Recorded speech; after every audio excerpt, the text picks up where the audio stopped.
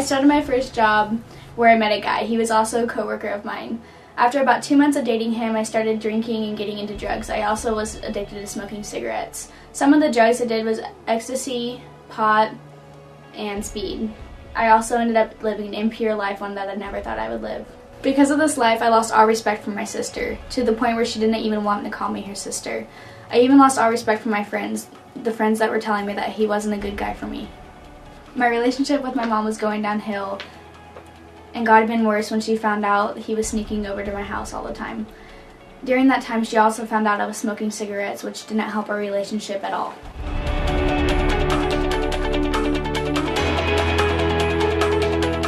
On a Wednesday night about 4 weeks ago, I was going to skip out on church, but I was afraid my mom was going to find out, so I decided to go anyways. During worship, I felt an urge to talk to Pastor Josh. I ended up confessing all the junk I got into, just because I wanted it to get out of my life. I didn't know if it was going to make a difference, but I decided to do it anyway. Pastor Josh had his wife Jill and Jennifer Grandel pray for me. At that moment, I felt as if I could change my life and turn it around. I didn't have to give in to the person I was becoming, and I could change with God. There were 2 things I needed to do in order to change my life.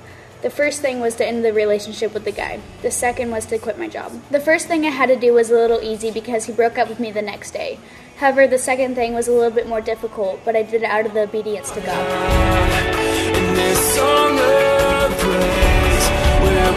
I surrendered my life to Jesus. I am no longer addicted to doing drugs and smoking cigarettes. After quitting my job in obedience, I got another job the next day.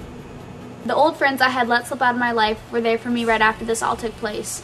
The relationship with my mom has been restored and made better. I can tell her anything now. I feel like nothing can stand my way now because I have the relationship with God through Jesus. And although hard times come my way, He gives me the power to overcome it. I'm getting more involved in the Salvage Yard. I even started working in the cafe just to serve. Everyone that God has placed in my life through this ministry is helping me become the person that God has destined me to be. It's the life I now live.